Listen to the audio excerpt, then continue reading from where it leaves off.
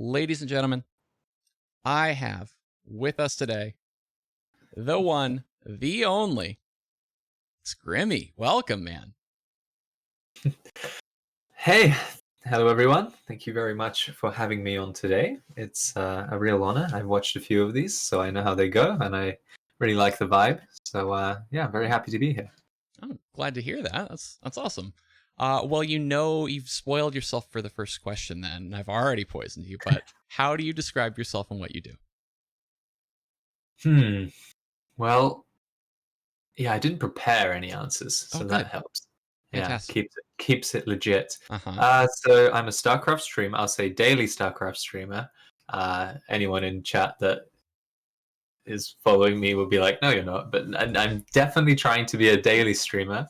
And for StarCraft 2, I have a very cheesy, aggressive play style. Although recently I've been expanding out a lot to the other areas of StarCraft.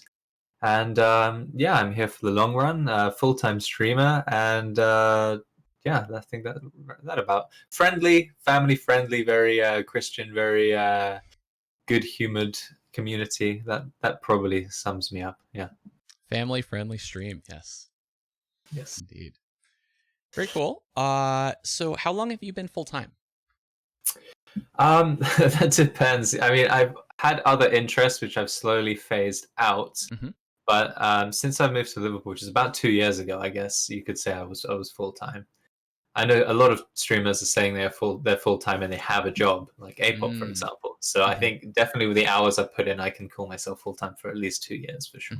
Yeah. Awesome. And then are you doing that same sort of thing where it's I'm full time streaming, but I'm still working my ass off doing a second thing, or are you full time? That's it? I have other income, but it requires virtually no time from me. So like investing and projects I've done in the past, like writing and things like that. So I have other income to supplement because I wouldn't be able to support myself properly off of just subs and donations, even though it's more than I could ask for. I'm very happy with that. Yeah, so like time-wise, I'm in StarCraft. Like my head is just StarCraft. I'm learning at a very good rate. These past couple of years, I'm very happy with how things have gone. So yeah, but definitely know like I need to go and do a job. So I have a big advantage there, obviously. Yeah, that's amazing. I'm glad to hear that like you've been able to make that work. One thing that you did not touch on, that if the people don't know you, we got to set the record straight immediately before we go any deeper in the interview. Tell us your rank in StarCraft. Oh, I didn't mention. I didn't. Yeah, that should have been the first thing I said. So I reached like 6.3k on EU. So that's like top 30 or top 40 GM on EU.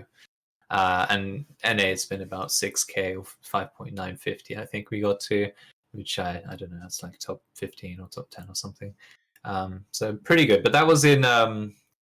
Yeah, I haven't mentioned that or talked about that in a while because generally that's cheesing and very specific builds and very specific situations, which I'm just way more comfortable with than my opponent. Recently, I've been doing a lot of macro, a lot of just hardcore, the way StarCraft's supposed to be played kind of stuff. And with that, I've been around 5.6 NA and probably about 5.9 EU. So obviously considerably 400 MMR lower than my cheesy stuff. But soon, for sure, that'll catch up. It's already catching up at a good rate. So yeah, I've been doing a lot of hard work for that. But that might be in other questions that I talk about that. So yeah. Well, I appreciate you, thinking of the interviewer. Don't feel like you have to dance around me too much. Yeah. So now, I mean, what exactly motivated this? Were you bullied by these macro players out here? Did they shame you, or are you trying to invest in loss and round yourself out as a player? Definitely, I was bullied by everyone outside of. We have a very precious, warm, supporting community within the cheese and even the core cannon rushing community. They are wonderful. They're fantastic. We support each other. We make light of all of the horrible comments that you might get on a given ladder game. And this is any league, bronze to GM. Bronze to pro level.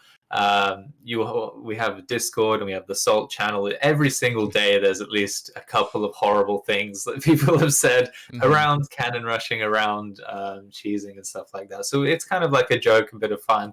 I personally have a very hard time caring what other people think, which is a Mm. bad quality, but also a good quality. Yeah. So I don't let that sway me. But what I do let sway me is when I go and play like a tournament or something, and the opponent is like, "I'm just gonna do everything I can to destroy what I know you're going to do." I Mhm. don't appreciate that. I don't think it's fun. I feel like it takes away from the game itself and any enjoyability from that. I know we've got boys like Print and Dan. They love it. They love beating people who are trying to metagame them.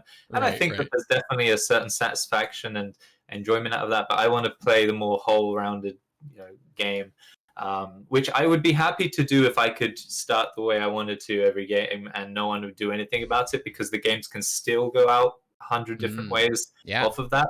But when you consider mind games, the game goes out into just a billion different places, and it doesn't really seem as fun and as enjoyable for me. So, and I also don't like when you do it and you cannon rush and then there's probes patrolled around everywhere. It just seems like a stupid game. It seems like this isn't a real game at that point. So that's my stance on that. And yeah, and also I've done it to death, to be honest. Like I've Mm. done these strats so many times. I'm a very big supporter of just repetition and getting comfortable with things and then moving on to something else. So I've Mm. definitely, and that's why I started cannon rushing in the first place. I watched an Mhm. interview with Pig about on printf, and he was talking about how this is his style. It's the same every game. It's a very structured way. And I was like, okay, I'm coming back to Starcraft. It's not that I was starting out, but I was coming back to it, and I was playing at a very high level when I stopped, and I was a bit, I guess, anxious or just aware of the fact that if I just go back into the macro stage, I'm going to be very, very low and it might discourage me and it might not be as fun. So I'm going to Mm. have a structured way of doing it and then I'll move on, which is exactly what we're doing now. So Yeah. not so much being bullied, just this was always the plan. And it just feels right. Like I got to like a beating pro level players on a regular basis with my strats. Now I need something to do against them that will not rely on them not countering me from the start, and then Mhm. that's it. Very cool. Yeah, and I think it says a lot. It's a big accomplishment that you're able to realize such a long-term vision as that, right? Like you kind of say it almost matter of factly, like, yes, okay, I did my plan and now I'm moving on. It's like, yeah, no, but like your plan took, many, many, many days and hours of, dedication and work to really be Mm. able to kind of achieve what you have. So I want to let that breathe for a second. And then now that I've said that, um, yeah, I guess let's rewind. Let's talk about your origins in StarCraft. I mean, starting from how you got into the game, and then maybe talking about playing it leading up to this break before you came back. Okay, yeah. So gosh, this was a while ago now. Yeah, so I was playing StarCraft 1 very casually. My brother liked to play it, my older brother of 6 years. He liked to play it, but also just very casually. So I remember Mhm. just following Warcraft 1 through Warcraft 2, 3, and then StarCraft, or StarCraft before Warcraft 3. So we always had a casual interest in those games and Blizzard games. As children, and then I got into Warcraft 3 very hard, but not the ladder part. I don't think I played more than like 10 games of the actual ladder and that scene. I Uh-huh. didn't even know it was a big thing or like there was any real interest in that. It was the custom games which I just fell in Mm. love with. And I bought StarCraft 2 when it came out, not beta or anything, just when it came out in shops, just because I was excited to play all of the custom games, just like I thought Warcraft 3 had. So there must be Mhm. something very similar. So Right. I was just aware of the fact that I should be. I was hoping I'd be able to recreate the same fun and excitement that I had there. Mhm. And that worked to an extent. I got really into Marine Arena later, but first I was just playing ladder because when we got StarCraft 2, there was a much larger, YouTube, Justin TV scene, Mm. that kind of Yep. stuff.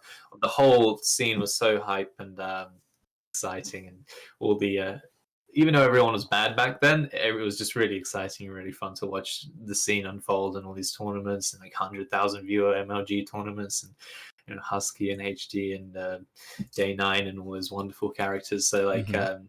I just had a fantastic time just playing ladder then. And then I went to uni and I cut back a lot on StarCraft 2. So that's when I just took my break. But I basically replaced it with Dota 2, so it didn't really even help my uni. I could have just Mm. continued playing StarCraft, to be Right. honest. But I played like 4,000 hours of Dota 2 over my uni years, so pretty hardcore in that. And then Mm, when I finished uni, I was like, okay, now I'm free to do whatever I want. Let's try mm, streaming, and here we are back at Starcraft 2. So I had a huge interest in Starcraft 2 from when it came out. Then some arcade, then back to ladder, then quitting, then back to Starcraft 2. So it's always been there since it came out. Origins is just in Warcraft 3 in particular, but also Starcraft 1 was really fun. mhm. Using a Dark Archon to steal units, that was fun. Yeah. Yeah. So yeah, I think it was always there from childhood. Mhm. They got me young, so I had no Yeah. choice. I had to buy StarCraft 2, and here we are. Totally. Yeah. Yeah. Same here, man. They get their hooks in you. Very Hmm. cool. So, what did you study in university then? Oh, did I admit that? I studied law. I did law at Mhm, King's College London in mhm. London, and yeah, that was fantastic. I really enjoyed that. I had a large feeling going into it that I wasn't going to do law as a profession, just Mm. that if I wanted to do anything else, I gave myself the option of, because in I don't know how it works in America or other countries, but in the UK, if you have a degree, it's very easy to go laterally and just do a 1 year Ah. conversion into other types of things. So science was my passion in high school, and it still is my passion just recreationally. Mhm. My partner Emily's doing a PhD in genetics and Oh wow. aging. I've got another PhD in bioinformatics living with us in the flat. So we also have a radiologist. She's just gone to uni again to do radiology. So everyone else in my life, proximally, especially with COVID, everyone in my life is a huge science nerd, and Mhm. they're constantly talking about the latest fads and interests, and which is why I like your book club, because it's Mm. a lot of the stuff is overlapping. You know, they're Mhm. talking about intermittent fasting and all these other crazy things, Yeah. and I can go to them to ask lots of questions. I recently started taking nicotine just as a Mm. stimulant. I've never smoked in my life, just as a stimulant. Yeah. Emily came back to me with a bunch of studies on how it's cancerous and I should not take nicotine. And just these kind of conversations are always happening in the background, and I'm trying to do stuff that'll help me. Yeah. And then we've got the peer reviewers in the background. So I love it. um, yeah, so and then I went into law just because I basically studied everything at school. So the way it works is you pick three or four subjects that you take when you're 17 or 18. I think that's, you guys call that college. I'm not sure in America because you have We start calling it college when you're 18, 19. So university. Okay, yeah, yeah, yeah. so, Hmm. so that's a 3 year deal usually, For us, college, it's right? 4. Or four. Weird. Okay, I don't yeah, want to okay. bog you down in how it works in America. Just tell me Yeah. your system. So what is it when you're 17, 16 to 18? Where are you? Just Yeah, so we go we do basically your first 7 years of school. We call that like primary or grade school. Then you go to what's called middle school, which is like 11th, 12th grade. And then you do 4 more years which we call high school. Uh you can't quit school at 16? at least not on the West Coast, which is where I grew up. Okay. Okay, I see what you mean. All right. So yeah, so our system is you can just quit school at 16 Mhm. and not do the other bits. But I did the other bits, and at that point, I just kind of tried everything just to see Mm. what I was interested in. I was like, I'm only this young once. I have pretty much all the freedom I could ask for. So I Yeah. basically studied twice as much stuff as everyone else to get a good grasp of what I was interested in. Mhm. Science definitely struck out, but I also did Japanese, languages, English, literature, language, and French. So I have a large kind of background of academic Mhm. study, and then I went to uni to do a topic I didn't do at high school, which is law, and I really loved that, and it was really fascinating, and just basically it's a degree in arguing, so I was just always ready for that, and we yeah, we had a fantastic time at uni. I just knew that the actual law job probably wasn't going to be for me in terms of day to day. Mhm. I mean, obviously nothing looks as fun as playing video games, but you know, I would have preferred to be a translator or Mm. something along those lines, even a managerial position somewhere, which is quite easy to get with a degree. Mm. Um, yeah, so that's where we're at. Yeah, I think, is Awesome. that what Yeah. you asked Wow. me? Yeah, you definitely asked me. What? Yeah, that was the question, right? You asked me what What degree you did you studied? do? What you Yeah. studied? Yeah. Chat's correcting me. I flubbed my words about the American school system. It's 7th and 8th is our middle school. But anyway, now that we've Okay. corrected the record, um, yeah. Wow. You've studied so widely. I feel like that's certainly uncommon here. Is that uncommon for your school system? Um, so yeah, we have when you're 16, you take a bunch of exams. I think you take around 10. I took like 15, 16. And then when you're so you do take a variety. Like at our school, you had to choose a foreign language to study Hmm. for that 16-year exam. So that like they force you to do a little bit of things. So they had a core amount of subjects, so like English, math, science, that kind of stuff. Hmm. And then when you get to the next stage, you get to pick whichever subjects you like. So and usually that's Mm. only three or four. I chose actually sorry, usually it's five in the first year, and then you go down to three, which you learn a bit more hardcore. In Hmm. the one where there's five, I picked like 10, and then the one where it was three, I picked six. Yeah. So we do have a variety of. I mean, it must be the same in your final years at high school in the US and other Western countries. It must be quite similar. You must have like five or so different topics to do, right? You're not like doing just IT or just Yeah. math in y- my final year of high school, right? Yeah, you do have different topics, but it's like, here you go, kid. You get math, English, history, and whatever. And then you have like some elective, but it sounds more like for you, you were getting to like really explore these fields in a way that at least is not encouraged where I grew up, at least.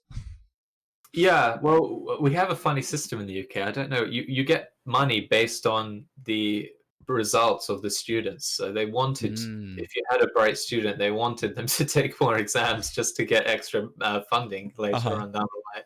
So I always had a feeling that they were just milking me for that, and I wanted to do that, and they were happy to oblige, Yeah. and I smashed all my exams, so it was it worked out.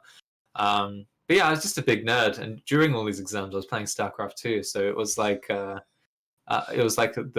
perfect scenario for a young me, just to Mm-hmm. be able to play what I wanted and study what I wanted. And I really did enjoy high school just for the learning aspect. So I know Yeah. that's definitely not that common, and most people hate school and hate high school. But yeah, definitely at my school it was quite.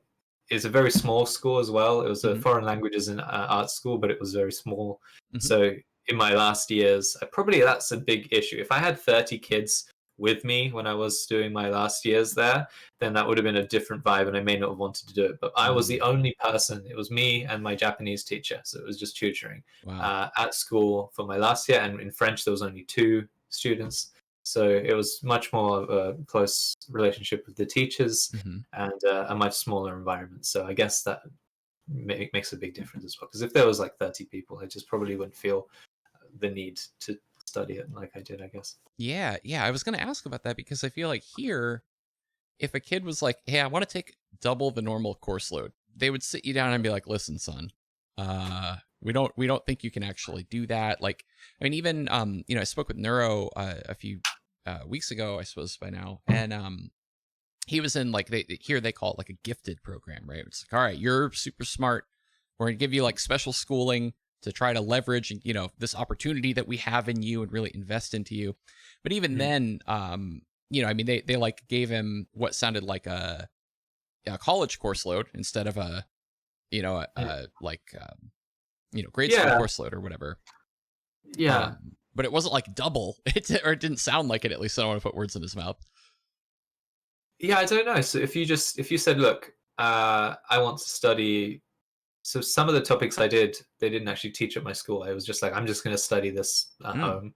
Hmm. Can I take the exam? If I fail, then Ah. I fail. If I don't, then you get money. Hmm. And they were like, sure, you couldn't just do that at other schools. I guess it depends on the system, because if Yeah. they're like, it costs us money to put you in the exam and we don't really care what you get, then no, go home, Right. kid, be bright in your own time, which is Sure. basically what I would have done. That energy would have gone probably into StarCraft 2 had I Hmm. not been able to do the exams right. So yeah, I guess it doesn't really matter, but like, because if you're full of energy and zest for life and want to learn stuff, you're gonna do it, especially now with the internet. Hmm. Um, Hmm.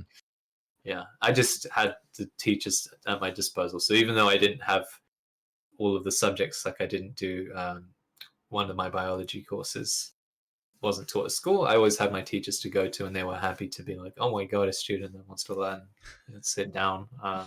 Yeah, so, But yeah, that's Yeah. the background. My background's just a big mess of whatever I found interesting at the time, and then Mhm. I went into law much more hardcore. It was the first time I studied something like 3 or 4 years, very hardcore into one topic or Mhm. one area, because of course law is then broken down into a bunch of other topics. Um, and now I'm back to doing something I could have done without ever studying anything. That's what I always find funny. I'm like, I'm going to be a streamer. I'm like, everything I did up to that point doesn't really help other than just a well-roundedness, being able to Mhm. relate to people. A lot of people, they come in speaking Russian or French or um, I guess I can't say Japanese, but they come in and I'm like, okay, I'd studied that. That's kind of useful. I can talk to Demago, I can talk to the Russian community, I can talk Mhm. to the French community, and I have a little bit more there. But I could have just at 16 not gone to high school, or sorry, sixth form, and just played Starcraft, and then I would be where Rainer is or someone Right, like right, Clem or right. something. So there's always that little bit of like, did I Mm. just my time or was that good for me as a human being, and Mhm. which one was better? And I think the truth is that you can't really know. Yeah. Um, so yeah, we can't spend our time regretting those kind of things. I had fun, I enjoyed myself, and what else is there to life? So Yeah, for sure, yeah. for sure. So, I mean, it sounds like as a kid you were definitely adventurous in the sense of like you weren't fearful of taking on these like you even said, I'll take the exam and if I bomb, I bomb kind of thing. Mm. Um Yeah. do you attribute that to like just good teachers? Were your parents very encouraging? Is that just your personality at your core? Like where did that come from? I don't have that. I am envious of that. Um, yeah, I guess just nothing terrible had happened to me up until that point, so I just didn't feel any threat or pressure at all. Mhm. Um, yeah, there was definitely no flumps or problems that Mm. came up. So I was just like, what's the harm? Like it's just that childlike confidence or childlike ability to throw yourself into a situation, be like, here Mm. I am. You want to be my friend, exams, you want to be my friend, Starcraft, you want to be my Yeah. friend, streaming. Just I guess it's just that. My mum is a language teacher, so that's Mhm. where I get the passion for. Ah. She speaks French and Russian and Japanese, which are all of the languages that I studied and Mhm.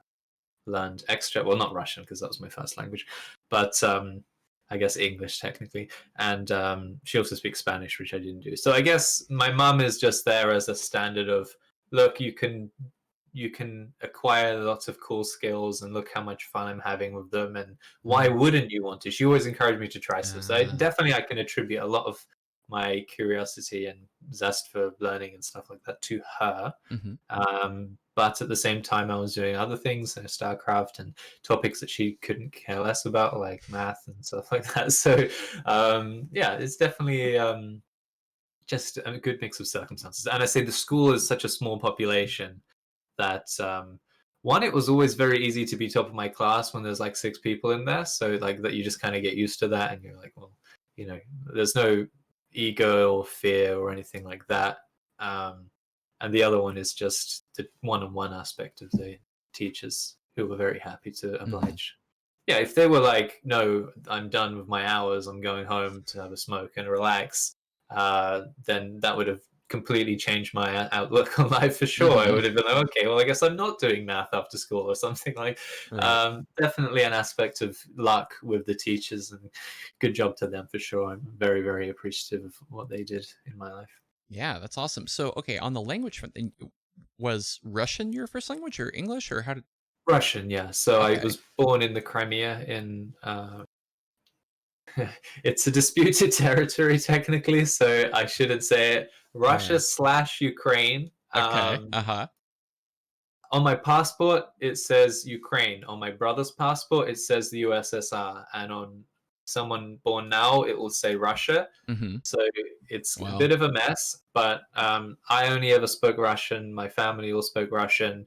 Everyone we knew spoke Russian. Some of them did speak Ukrainian. Mhm. So to me, it was always like, why is the TV in a language that I don't quite understand? Their Mm. languages are similar, so I understood some of the words, and it's kind of funny to hear like just a slightly distorted version of a language you do know.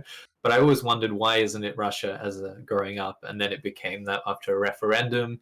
Mm. So now it is. at least according to Russia and my passport. But I know a lot of people, including Hellraiser, the pro gamer. It's a bit of a contested topic right now. So, Sure. Yeah. Yeah. Wow. but yeah, I Interesting. was So born there, and then we moved over when I was 4.5, and then learned English very young.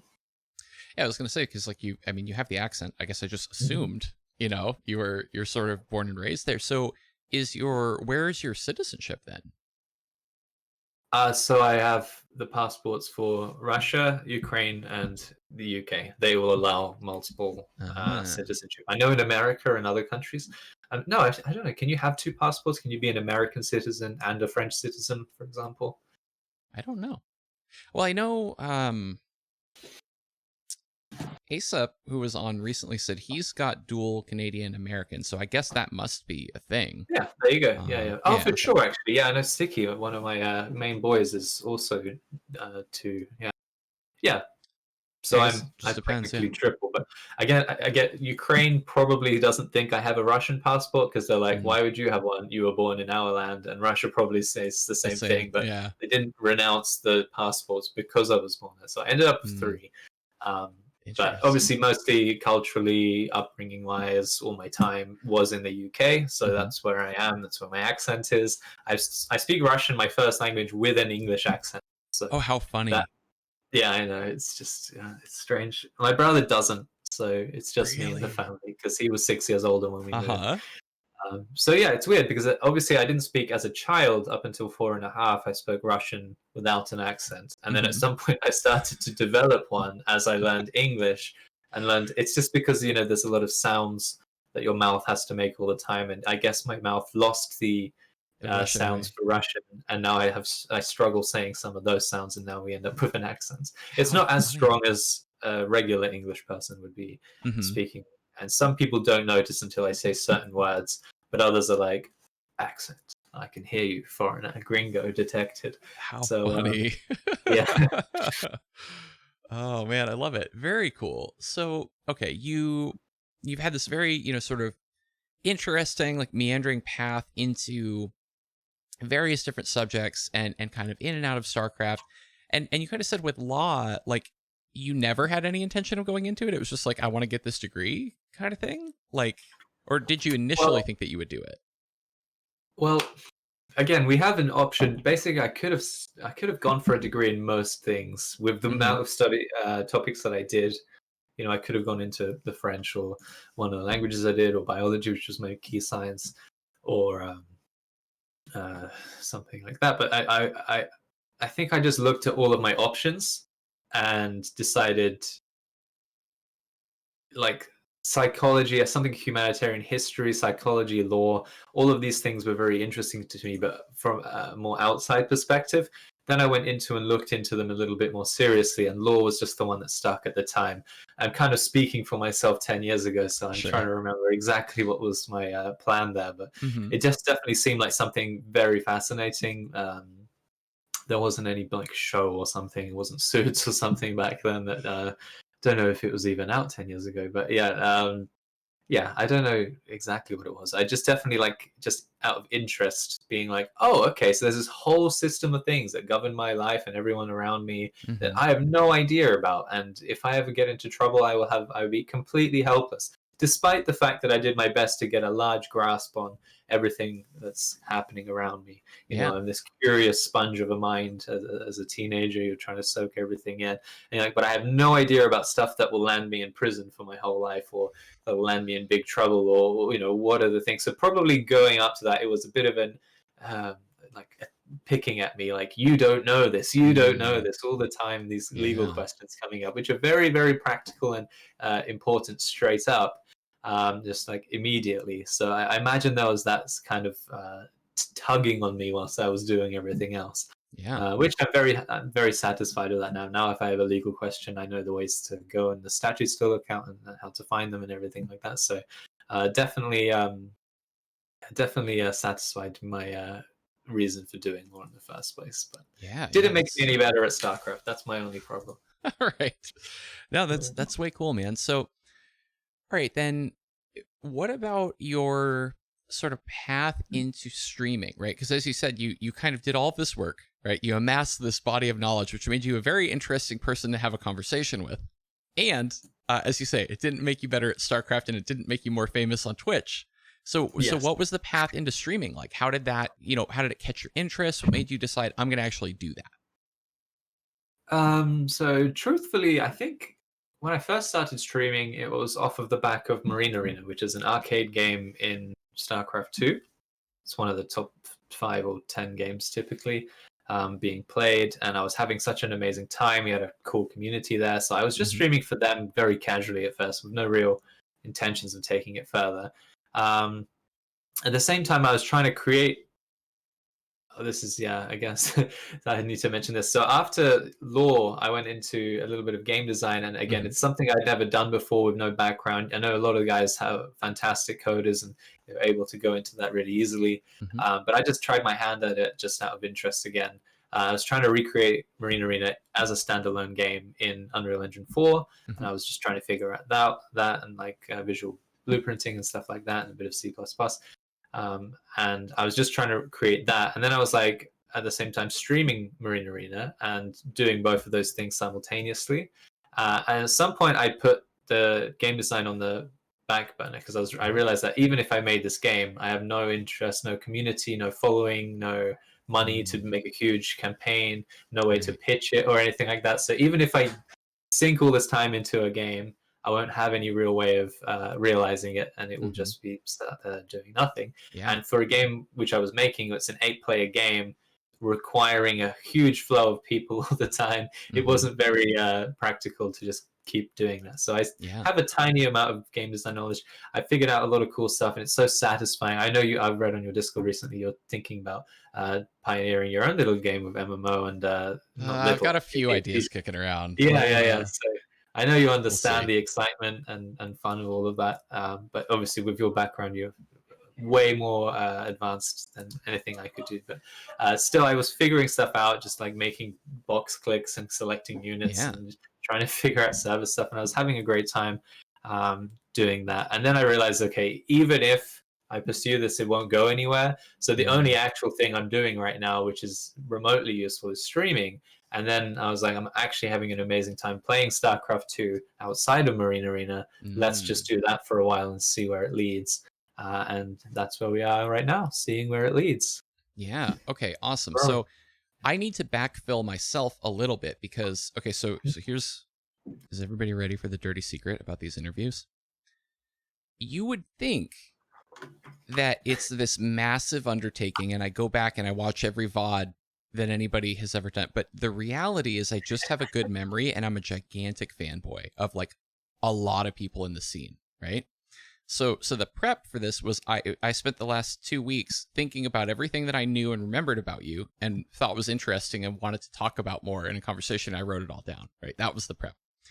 But what I don't know is how to match up the story you just told me to the timeline of my memories of you, right? Yeah, So sure, so shoot. I remember a time when you were streaming StarCraft and still talking about doing game dev. And Yeah. so did you come back to game dev again later, or what are these memories of mine from when you just started picking up the StarCraft streaming again but hadn't dropped off of the game dev yet? So I stopped game design not last Christmas, but the Christmas before that. So Was it that long ago? yeah, like 2 years ago. It doesn't The that time, time man. has just flown by, and Yeah. I was like, I always think it was last Christmas. I was like, no, it wasn't last Christmas. Oh my Last goodness. Christmas was the COVID. This whole COVID period has just been like a non-year for Yeah, me. time Not warp. in terms of just in terms of memory. Like I just don't remember anything that happened, Just even though I'm nothing sure loads happened. of things Yeah. happened. Yeah. um, yeah. So it was 2 years ago is when I decided to actually just put it on the back burner. Before then, I was talking about it and I was slowing down a bit, and I was just kind of unsure. Maybe Mm, I'll keep doing it 1 hour at a time. Because when you fully quit something, it makes it a million times harder to get back into it. So mm. I'm always like, well, why don't you do a bit of Japanese? Otherwise, you'll forget all your kanji. And I'm like, Yeah. yeah, but at the same time, you only have that much time and energy in the day. Are you really going to commit to that? So it's always a balancing act of things like that. Yeah. And with game design, it's another one. So when I feel like I've grown enough as a streamer, probably I'll start picking up maybe an hour a day or an hour every 2 days or something, or game Mhm. design and stuff, swerving back into that. Yeah. If it pleases me, maybe at that time I'll be like, I'm a big streamer now. I'm just gonna do streaming forever and find out Mhm. more ways to put my time and effort into that. But I do Yeah. enjoy the flexibility that comes in that. So um, yeah, we'll see. We'll see.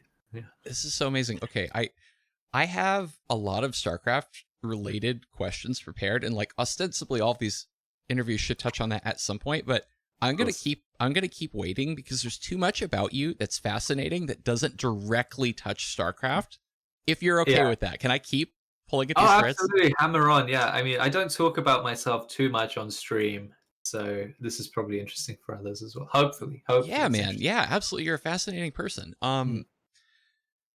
Okay, so let's talk about stream growth. I know that you have kind of really given this a lot of thought. Like I even remember a point in time where, and I don't know if you're still doing this or not, you went so far as to say, okay, I have interest in streaming some other games, right? Mm. And I have interest in streaming a lot of StarCraft, but there are times and there are games where I don't get as good of a view count. So I will Yeah. literally just community build on one channel and then do my like business stream where it's like, okay, everyone, let's cannon rush some people and do serious face ladder, right? When you know you're Yeah. gonna have a good view count. And like this is an interesting one because like I don't know anybody who's done that, and it doesn't feel like there's a lot of like sort of growth hacky sort of stuff out there, right? That people try to get into, whatever. But that just felt like, that's just sort of smart, right? Because people are coming Mm. there for you. But if you're trying to have the numbers look right for Twitch, right, it makes sense to only be streaming when you know your view count will be high, or only when Yeah. you're playing the right game. Yeah, and this is the thing about Twitch is that they discourage growing streamers to stream, and they don't factor in how many hours they're streaming and what time hours they're Yeah. streaming. You know, maybe there's no Australian audience or that Australasian time zone for StarCraft, and Mm-hmm. they really need a streamer. They need people to keep the community Uh, alive there. mm-hmm. But we don't care because you're not going to pull in as many viewers because there's just not that many people. Mm-hmm. So it definitely is seemingly a oversight for them to do it this way. It seems a lot more of a more like a shotgun approach. Just like you Mm-hmm. need this number and Right. nothing else. Um, so yeah, I mean, the way I did it there was good, and I recommend that to anyone that's trying to grow their stream because also it's not just Twitch, but like they're like flamingos. If you have a certain viewer count, then people will come in. And if they're Mm-hmm. like, all right, you don't have, 3 viewers, no matter how good the streamer is, most people just won't hang around Yeah. regardless. And Mm-hmm. it's just a flamingo effect of streaming. So that's a little bit annoying. But yeah, if you're trying to grow, I definitely recommend having a secondary account. Some Mm-hmm. streamers will do a variety of things, but have like Hupse, for example, is the main one I can talk about because he streams a bunch of different games and a bunch of different times, Mm-hmm. but he's also trying to grow. And I'm like, look, you really need a second account. If you're going to Mm-hmm. do it like this, you have to have a second account because Mm-hmm. um, just it's like shooting yourself in the foot every time you do anything else. Even like Mm-hmm. team games in StarCraft 2 doesn't pull in as much, Yep. and people pop in. What's this streamer doing? Not playing StarCraft 2 1v1s. Oh, I see.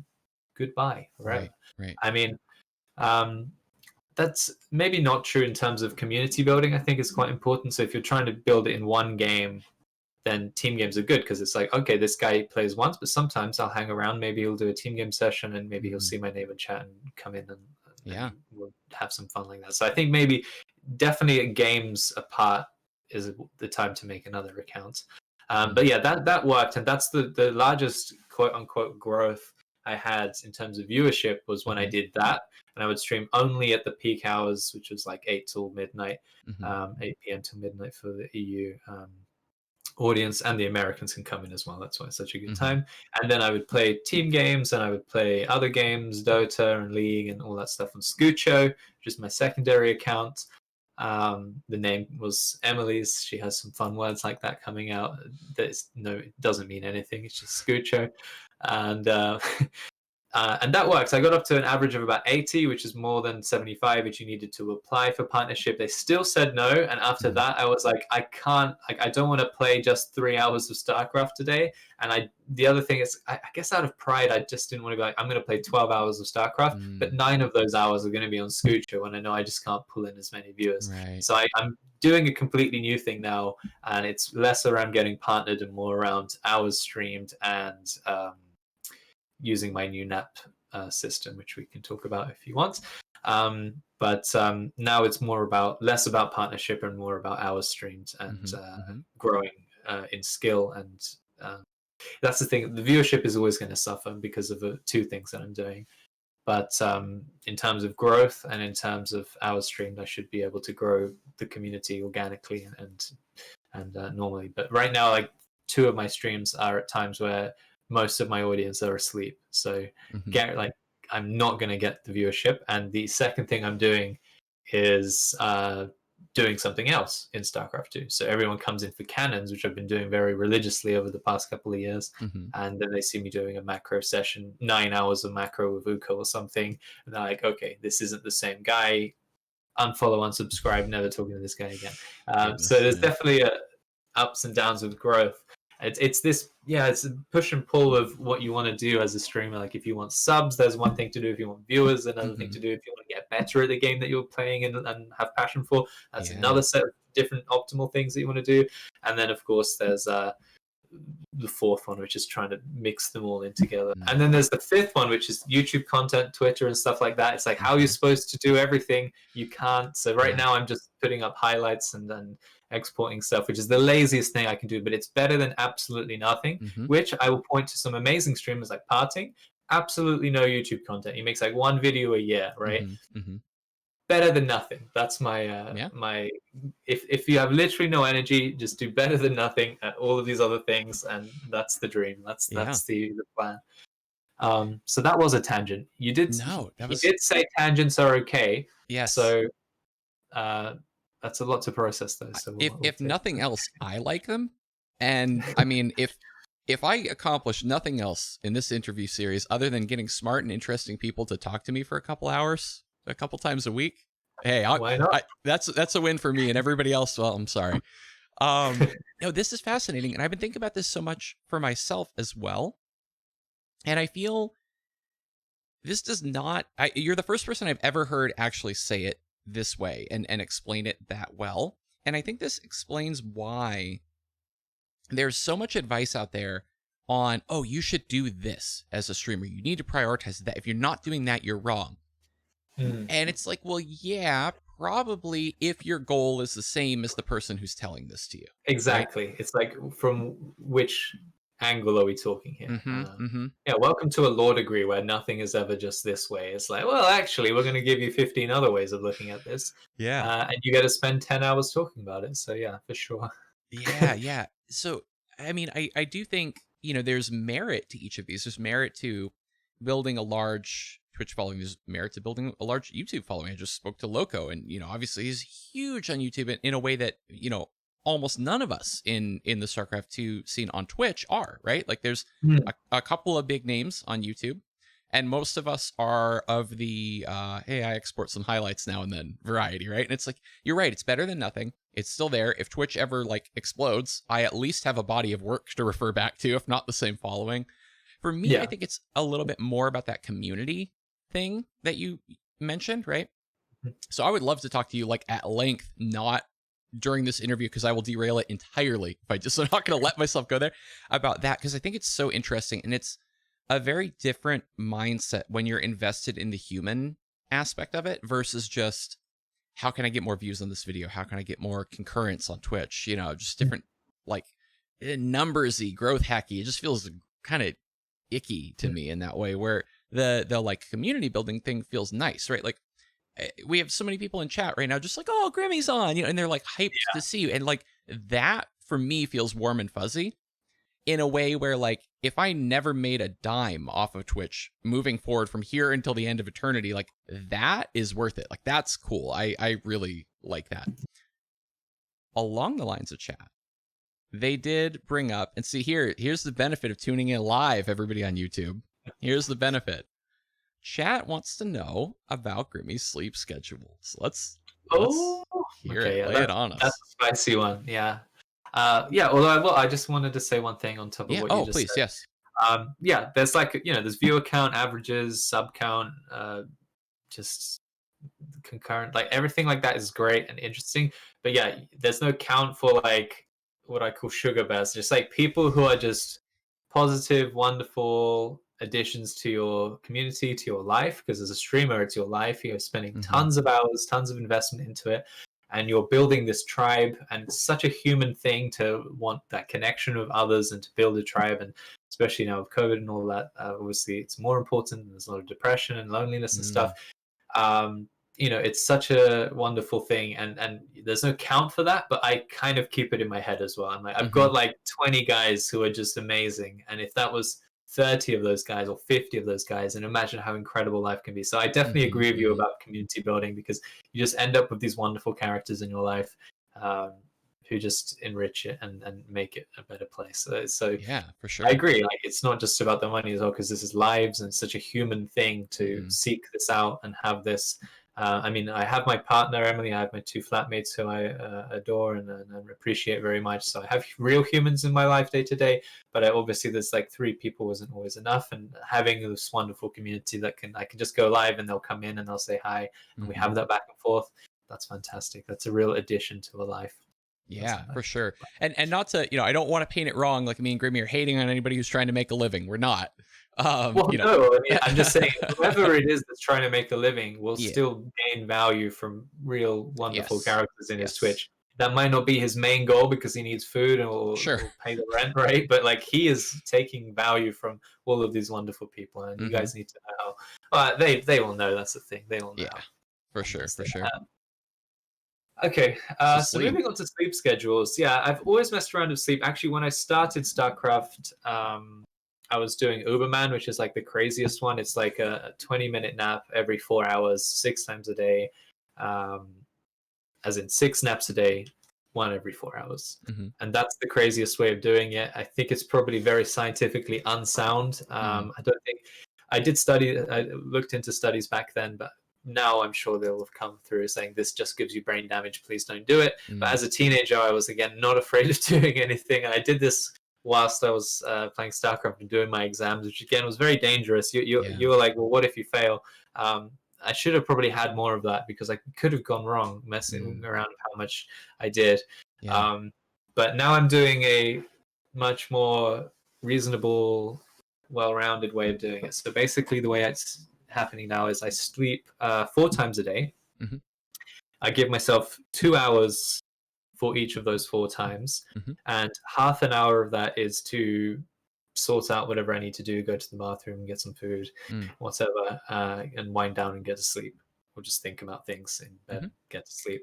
Yeah. And that gives me one sleep cycle, which is roughly 90 minutes. It depends on the person. Mm-hmm. And then you get your one sleep cycle and you wake up and you continue life. Yeah. So this is a more scientifically oriented way of doing it, because we know what a one sleep cycle is, and we know, well, this is the curiosity of it. So Sure. there have been some studies where they found certain visual tasks, for example, people that slept one sleep cycle would learn as quickly as people that slept all six or five of them, 4 or 5 of them.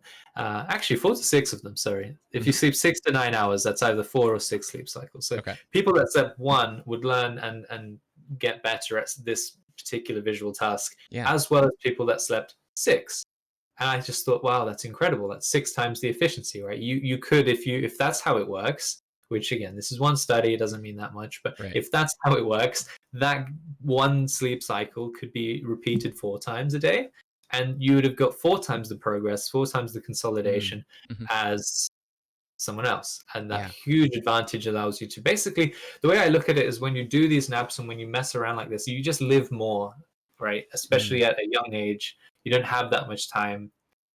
So if you're able to extend that,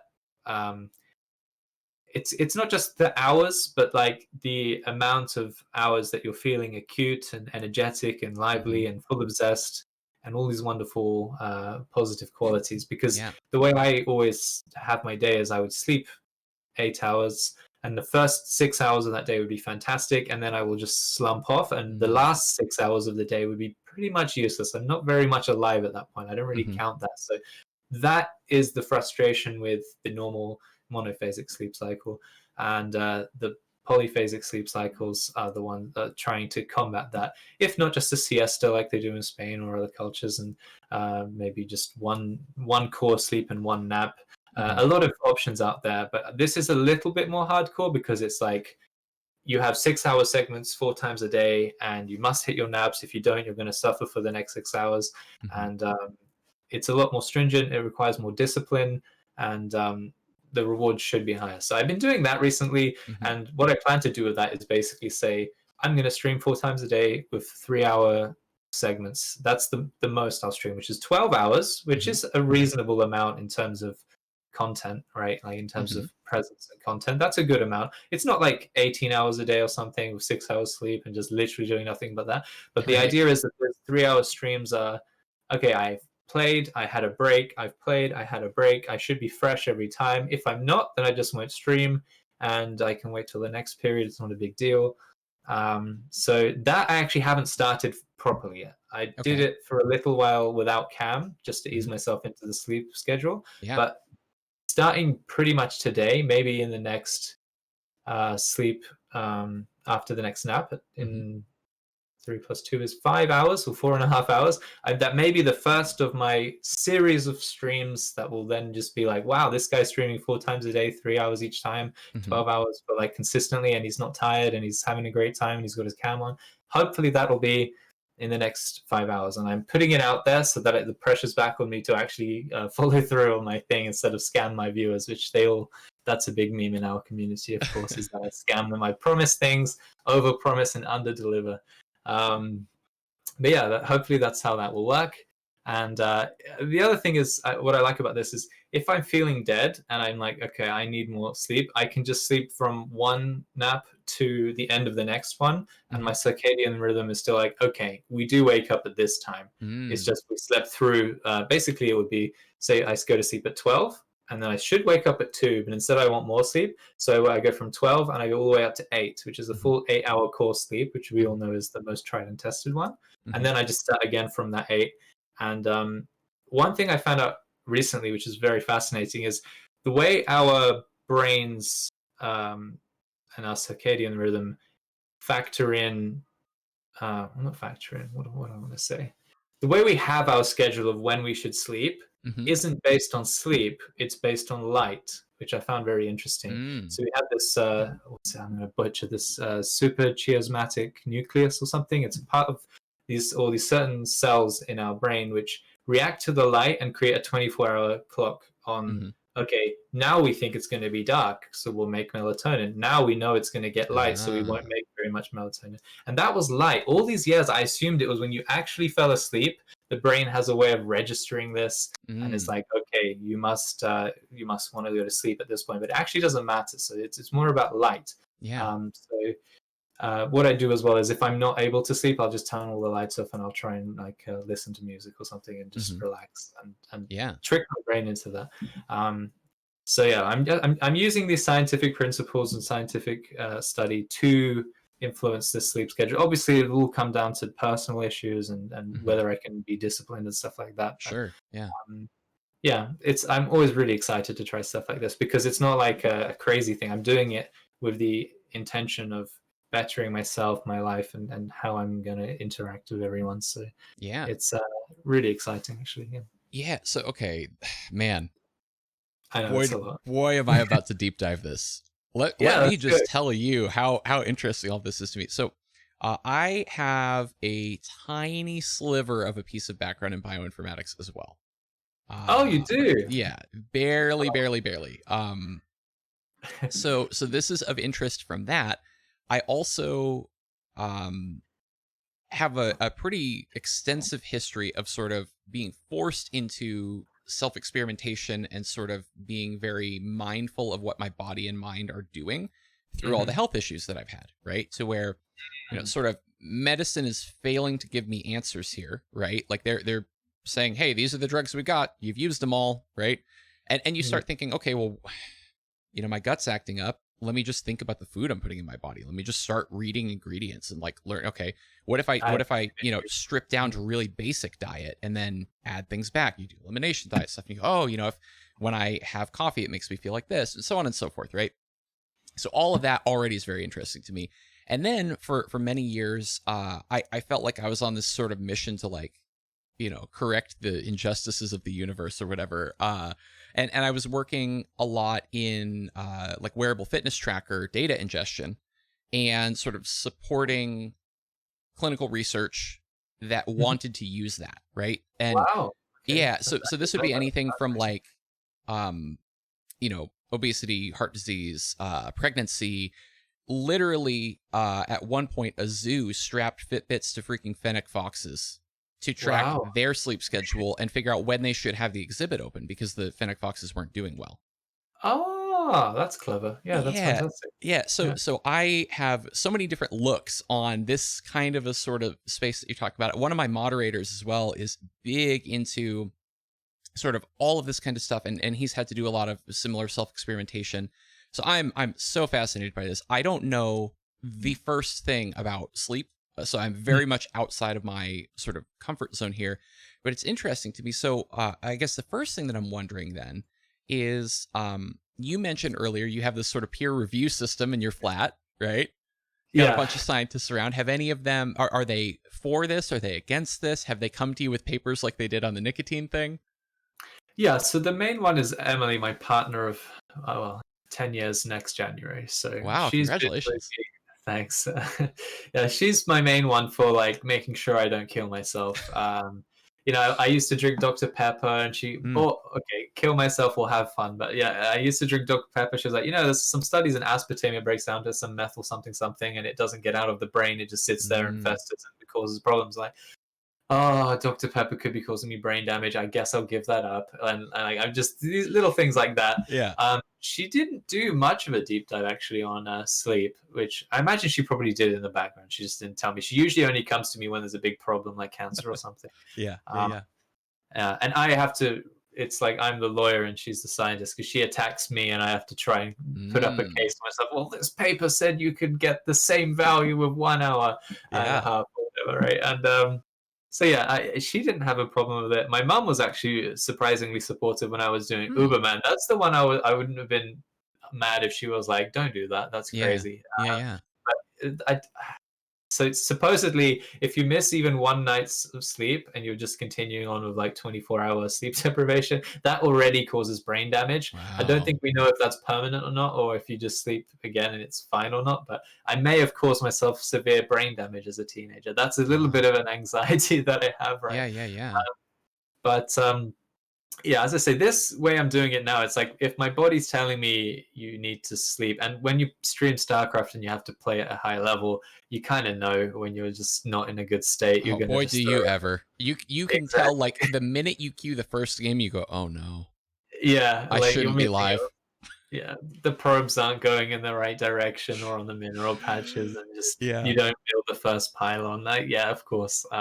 So yeah, performance is something that I'm always keeping track of as well. Like you, I know that you have a more an interest in kind of the not life hacky, but like the intro introverted no like the introspective Mm. health kind of decisions because I remember you asking printf, you're like, so what's your food like do you eat the same Mm. thing every day or at the same time? And I was like, that's an interesting question to ask. Mm-hmm. And print Mm-hmm. was like, nah, I just eat whenever I want, whatever I want. I was like, what? But yeah, Yeah. like from that I gleaned that you were like, okay, he's trying to gain some insight on like optimal food and Mm-hmm. circadian rhythms Mm-hmm. and stuff like that. And actually I do intermittent fasting as well, so Mm. like I'm also on the same boat, and so everyone in the flat does intermittent fasting except Emily again. Again, actually, yeah. So yeah, I also it's just fascinating as well. It's like a very narcissistic thing. Obviously, you're just thinking about yourself and health and performance and stuff, but it is very very interesting and very fun and engaging to learn stuff that you can implement in your life immediately. And there's so much content out there now on YouTube and Mm. Yeah. as well as papers, of course, for this kind of thing. Um, yeah. Yeah, it can be difficult to parse in a way because there is so much content, right? Like, oh, some guy on YouTube told me this was safe to sleep this way. Like, is really fine, right? Oh So yeah. I definitely, I I actually sort of haven't looked for that. Yeah, you make a good point. I actually haven't looked for other like people doing this kind of thing or anything. mm, I basically, I guess because this is something that will either work or won't, right. and for now it's working. And if I develop some horrible illness or ailment or problem, then I'll stop. But Hmm. yeah, I guess because there's no real nothing to glean from other people doing it because they might just have a different set of circumstances. Sure, makes sense. So then, okay, we got onto the subject earlier with the thing you mentioned about taking nicotine as a never smoker, right? So I'm Yeah, curious then how I can't imagine that stimulant use of any kind, like i.e. caffeine, would map well into what you're doing. Like, can you touch coffee or tea? I quit caffeine for the naps. Yeah. Yeah, I mean, just because, well, I was trying to quit caffeine before the naps, just because it's so much of like the desensitization to caffeine happens for some people within the first day. They Mm, just need a ton more to get the same effect. And then you're just in the morning, you feel like you must have your coffee yep. because if you don't, you're behind. You're not trying to get ahead with coffee. You're just trying to Hmm. keep a baseline with the substance. So I don't really like that aspect of it. So if it's not giving you anything, then Yeah. just throw it away, right? You can cycle it, as they say. So you take it once Mm, every month or something. But with coffee, you can't because it's such a quick addiction. Uh, mm, Period. So yeah, I did have to quit that. Nicotine actually doesn't bother my sleep. hmm, Whatever stimulation, it's not working on the same level of adenosine and literally caffeine is messing with your ability to fall asleep hmm. and having that whole system work. Yeah. Whereas nicotine is a different set of things. I think it's supposed to be a acetyl. So these scientific words I always Yeah. butcher. I struggle with it too.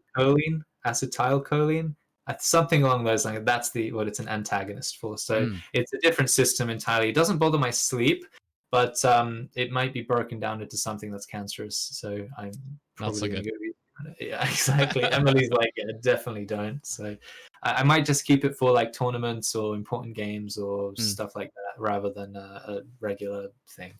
hmm, Uh, hmm. that's probably where we are with that.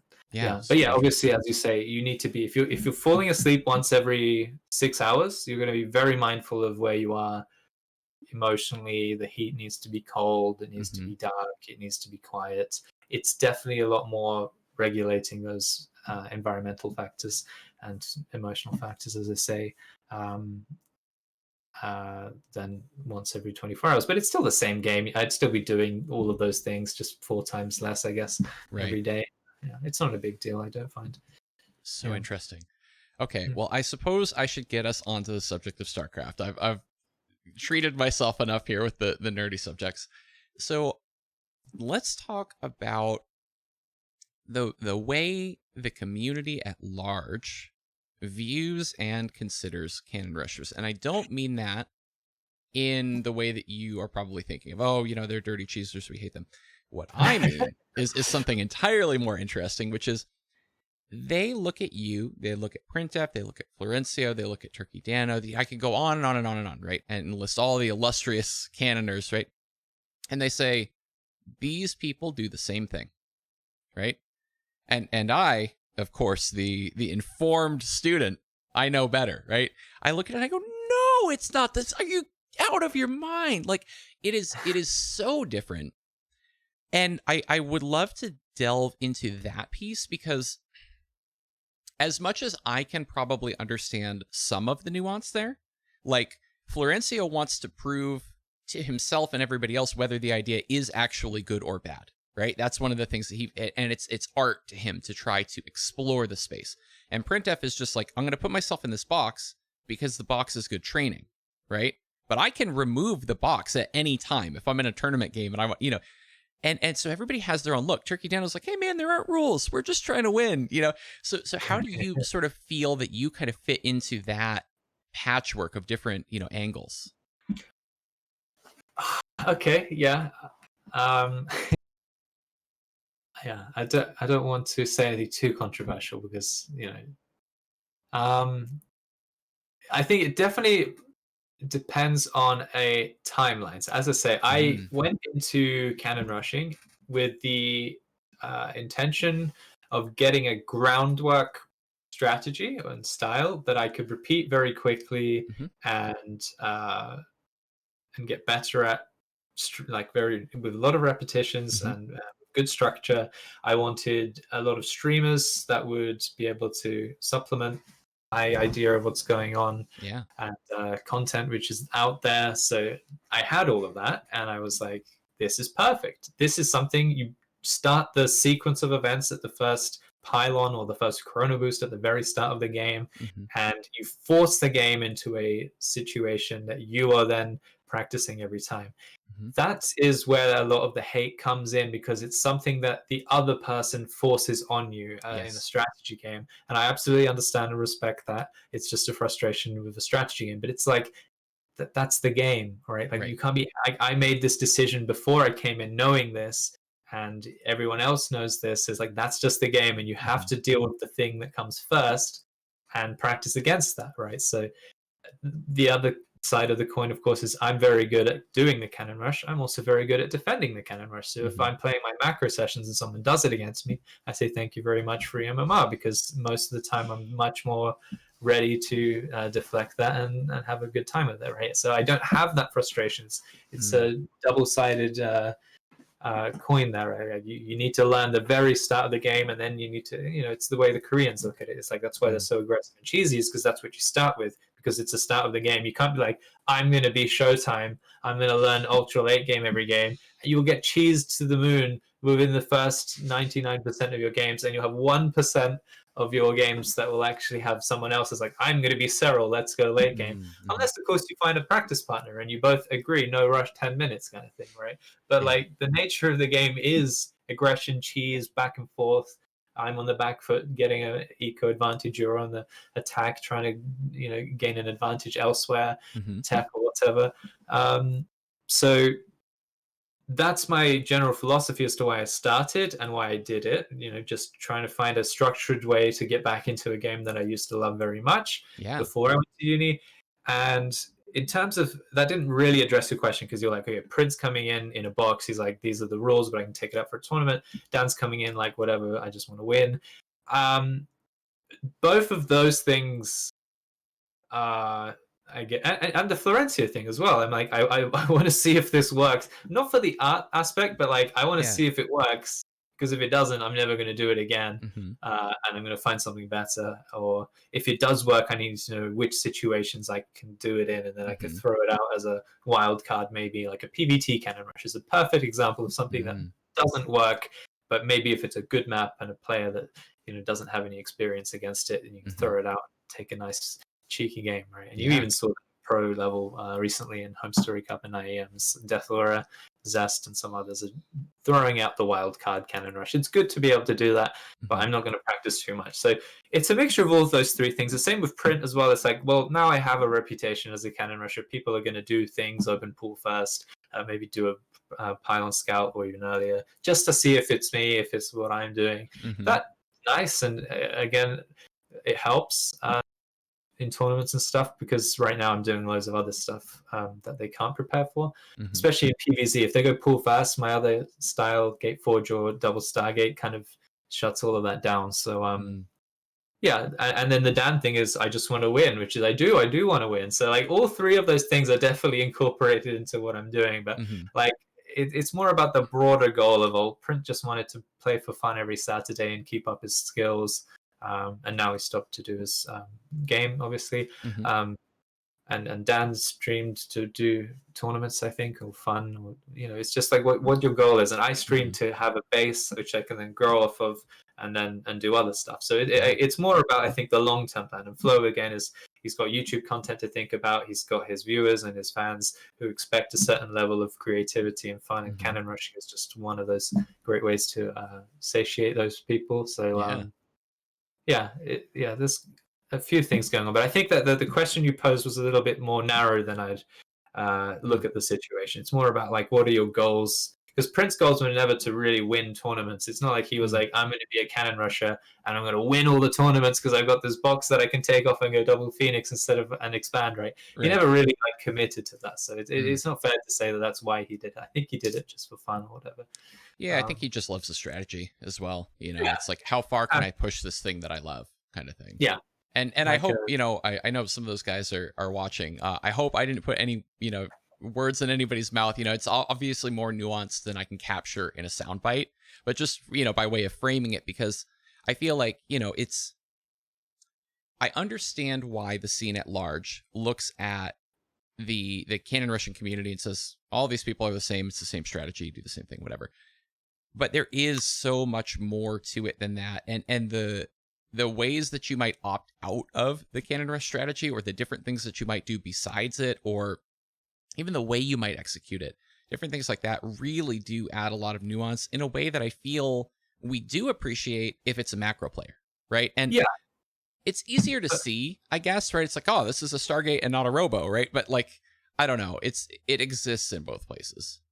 For sure. I think most people must understand that. Like, you're not like, well, Dark and Cyril are the same player because they go late game as Zerg. It's like, well, yeah, Mhm. but there's like a million different things, strengths, weaknesses, Raynor and Cyril, right? It's like they're different players.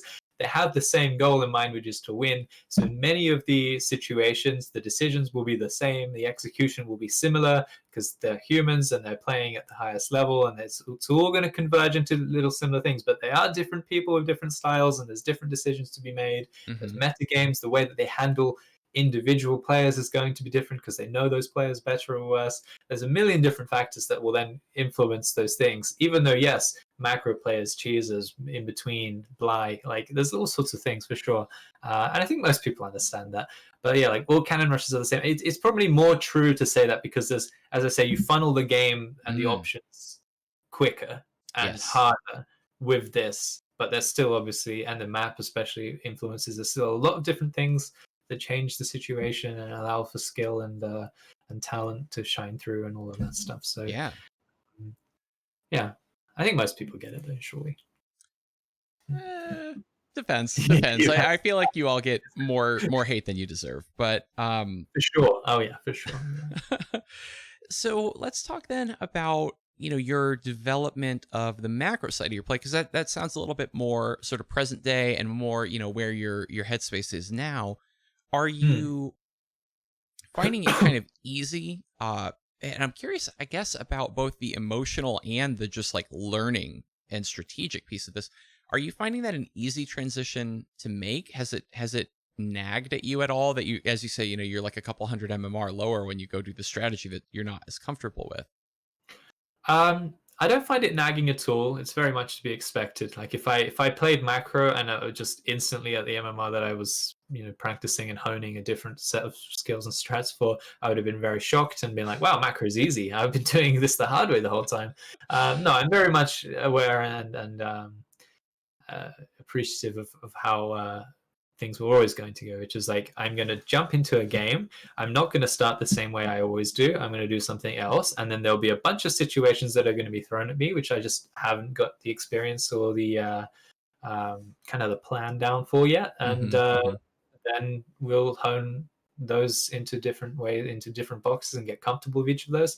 And I think the most important thing with macro is, as I say, you can't do ladder practice and try and practice macro in any meaningful, repetitive way, which is obviously the fastest and most successful way of doing it. So with my canon background and my stream and my community, I already have a bunch of people that I can call for customs. So PVZ, I'm doing, which is my main one right now, I'm doing customs of Uko, who is a fantastic NA Zerg player, like 5.8, I think at his best, 5.6 on an average day.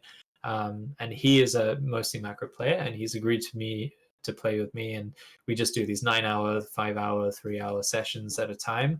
Same map, you know, most part no cheesing, or he cheeses, I never cannon rush or anything. And I can grind out these situations and get better at these situations. Yeah. And have that. Without that, I would have been very hard pressed to practice that kind of stuff on ladder, because it's like 12 pull one game, 14 pull next game, 17 pull next game, proxy hatch next game, and all of the other races in Yeah. between that, all of the different things that can happen with all of the other races. So Mm-hmm. dedicated practice partner is very useful. Apoptosis as well, even though Mm. he's quite a degree lower than me in MMR. He practiced macro all this time, and I practice cheese, and we've now met in the middle, and we're doing macro. And I actually find it incredibly useful to just grind Mm. out games with him. He loses most of them, but he's actually won a few of them, and he's going to post them up on YouTube in a victory lap.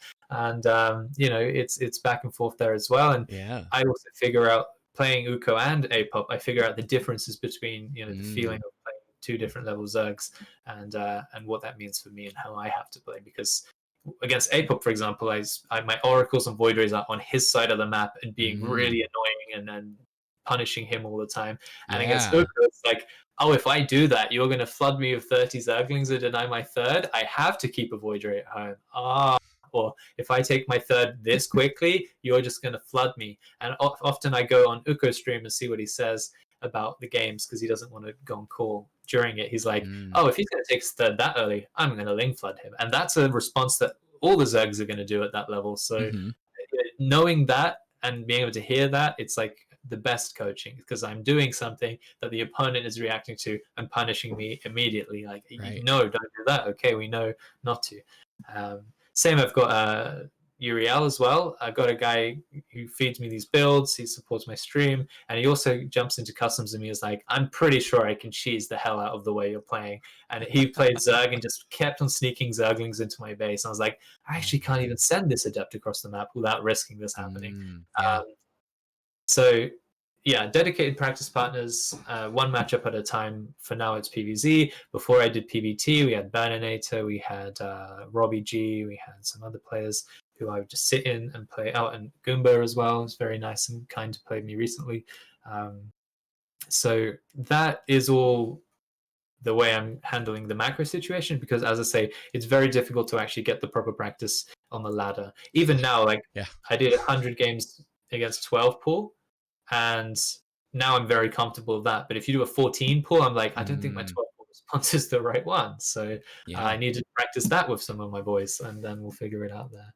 Yeah. Yeah. It's such an interesting topic, and I definitely have stumbled over this, as I'm sure you know and have seen. You really can get just caught in the thrashing of, oh, I just got proxy hatch weirdly, and I haven't even thought about proxy hatches in so long. This totally caught me off guard.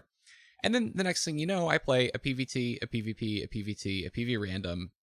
Like, I might not even see another Zerg that day, right? Like, it can happen. So, Hmm. yeah, it's an interesting subject. So I, in the past, have been wary of the practice partner thing for a couple of reasons. One, I guess it felt to me like, oh, so I'm just gonna like make some person help me make stream content. Like, I guess I thought of it like the way you're talking about it makes way more sense to me, right? It's like, these are your friends. They want to help you. They're enjoying making the content. They might even be streaming too. But I very Yeah. much had this like, oh, don't want to make anybody do that. It's a wrong mindset, right? And this is very much like the character flaws in me that are the worst are of that shape, where it's like, oh, I can't ask for that. I shouldn't, um so that's one aspect. Another thing is just the idea of the skill differential, and you've really maybe changed my mind and how I consider this, in that you mentioned kind of, playing against somebody who is maybe a little worse or a little better, Hmm. and seeing, oh, here's the punish for that. Or, oh, you're doing something punishable, and I need to be able to represent that. I remember very distinctly, like a week or two ago, being in a game, and my opponent did something, and I was like, okay, I know from watching Printf that what my opponent just did is bad, and that there must exist a punish. And I think I said this while I was in the game. I have absolutely no idea what the punish for it is, and so What is like, it? yeah, and I ended up winning the game anyway. So it wasn't like, oh, my opponent won because he's bad. It was more like, oh shit, I don't know the answer. I know that there must exist a punish, but I do not know it.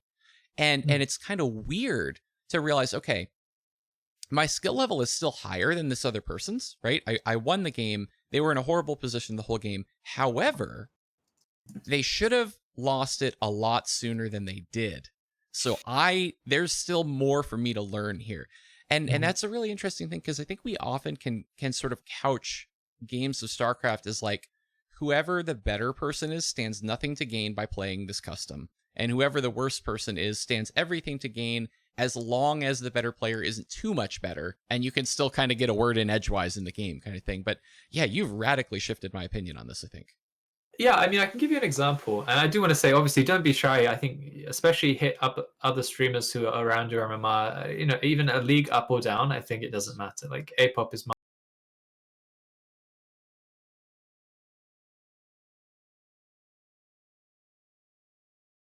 Do you need a second? Sorry, I just completely effed up the audio. I was trying to type "thank you" to Fear Dragon in printf, and I Oh, I literally see. just launched Yeah. Reaper Audio on hotkeys somehow. Terrible streamer. Uh, can everyone still hear us? I believe that they can. Wow, that was quite a fail. Sorry. Can you just start that answer over? Because I totally lost whatever you were saying. So you asked about practice passes. Yeah, so I just think one is just, I think you should hit up other streamers at your MMR or one league above or below. Like Apop is one down, Uko is 100 or 2 above where I am, especially macro wise. But I can give you an example of where like it was really clear to me. Like with Apop, the first like 15 games we played, Yeah. I was destroying him with just the first 2 Stargate units, and then the next couple of Stargate units, and then the follow-up kill, because I'm like, I've killed all these drones, I'm just going to kill you. Yes. Like after that, he doesn't take any damage at all from my Oracle and any damage at all from Voiders, like none at all. So like in terms of where he went from that opening I'm doing to and his defense of it, he just went up like 1,000 MMR. Like the difference between losing 15 drones to your opponent and losing nothing is like 1,000 MMR. Your situation handling has just went insanely in the other way. I mean, that doesn't mean he's any better at dealing with 2 base adept pressure or really fast greedy third or cannon rush or any of these other situations or a DT drop or something like that. He hasn't gotten any better at that, but with that particular scenario that we're practicing at, he is now hundreds or thousand MMR above where he was, because he's just not taking the damage, and we can get to the mid game, and then we'll see if I can kill him with stuff there or punish him or harass him, or he can harass me, and we can continue like that. So MMR is very, especially, I mean, like the difference between bronze and diamond, for example, is enormous, and the diamond player will win 100% of the time. But the difference between masters and GM is that it's these little things, like you're just taking damage from the Oracle, you're taking damage from the Adepts, you need to do a pylon wall off.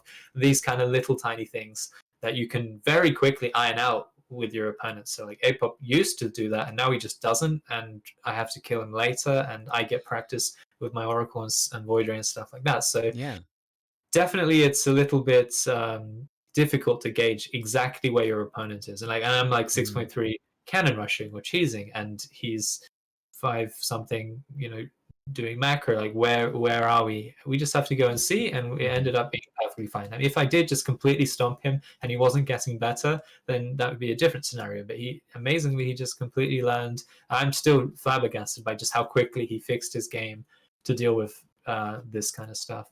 And same with Uka.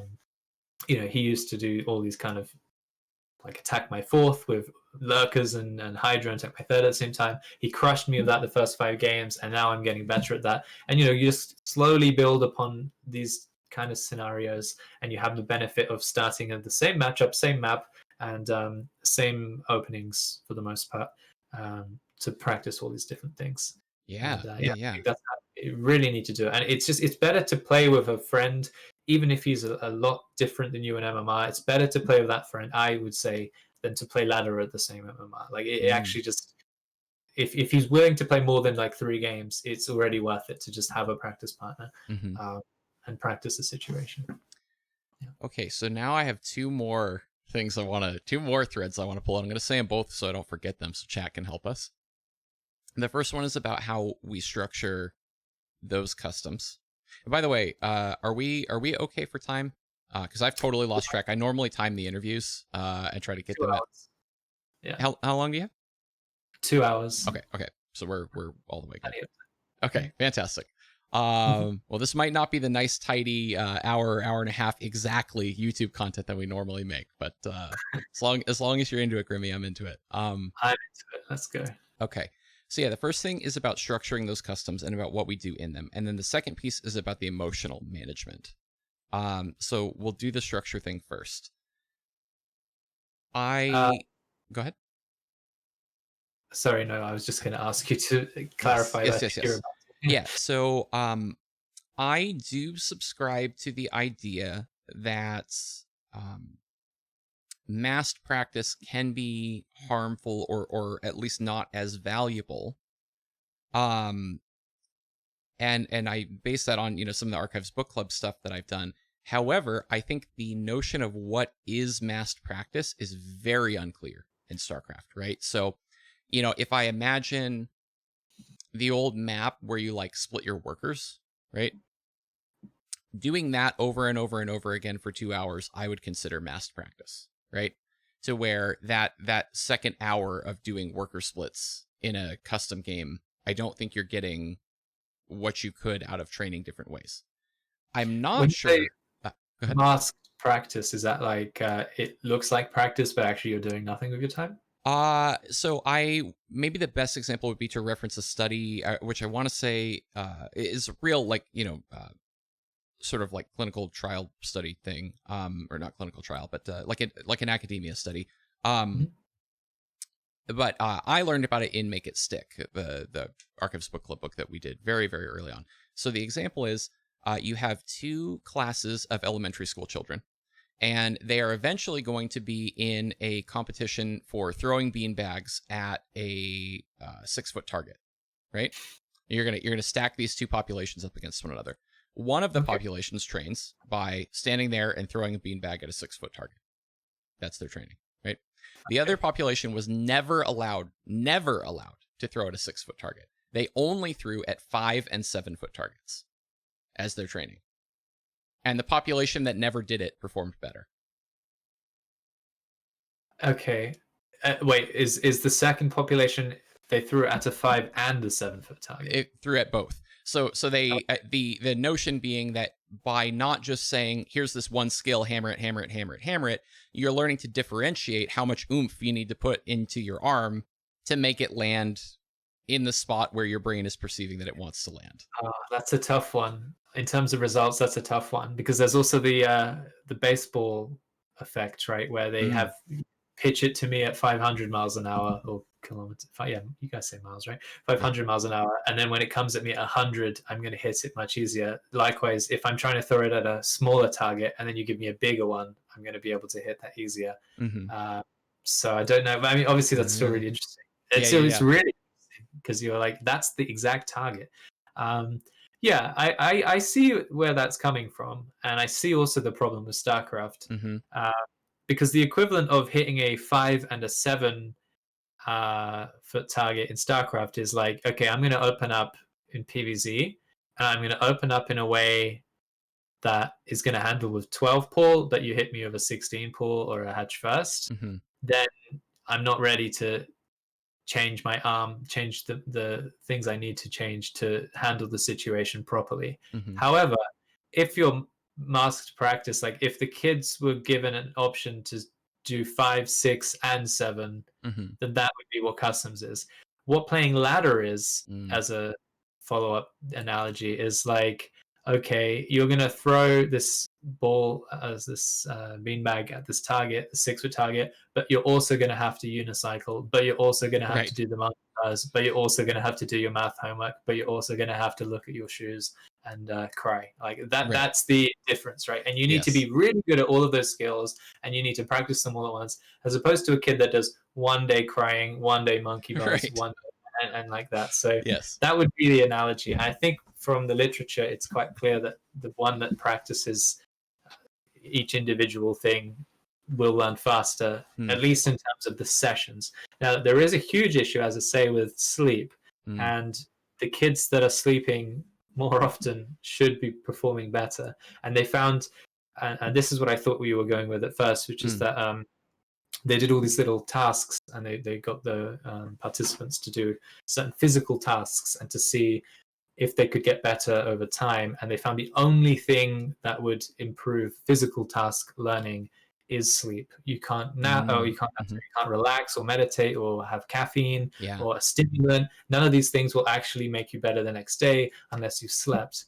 And in that sense, one of the anxiety creators for me is like, if I sleep 8 hours and then I like play for 6 hours, after that or even before that, how many of those hours are completely useless? Like Right. until I sleep, I'm not going to get any better, so I might Mm-hmm. as well go and watch TV, right? Like how many hours can you do on a particular task? We Yeah. are finding this out, but it's obviously such um, a slow progress. Mm-hmm. Um, how many hours of doing a particular thing in StarCraft should you do before you have to just leave it and sleep and then have another break? And then how much Right. sleep do you need? Because we know that one sleep cycle can be enough for certain tasks. But what if there's a particular reason that you need 3 sleep cycles all in one go? Mm-hmm. We'll notice that because if I start doing everything really poorly or something's really well and other things really poorly, we can attribute it to the fact that I'm only getting 1 sleep cycle at a time. Yeah. And I'm actually like, if you want to split your muta or your phoenixes, you're going to need 2 sleep cycles together.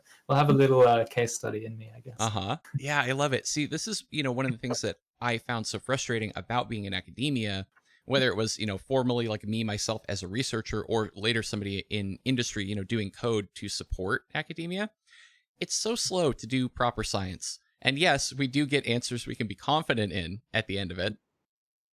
But man, it just feels so much more fast and satisfying if I can just iterate with myself as the test dummy, Yeah, so I'm fascinated to kind of hear how this goes for you. And yeah, I totally agree with your point that playing ladder, it's like a triathlon at best, right? And you're trying to get better in this way that just is so cumbersome because I've definitely had sessions where I'm like, cool, gonna hammer out all these inconsistencies in my PVT timing today, and we're gonna really drill it in and hit it clean.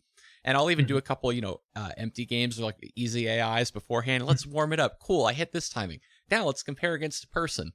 And it's like 4x, PvP, PvP, PvZ, PvZ, Right. PvZ, and then the ladder session's over and you go to bed, right? Like,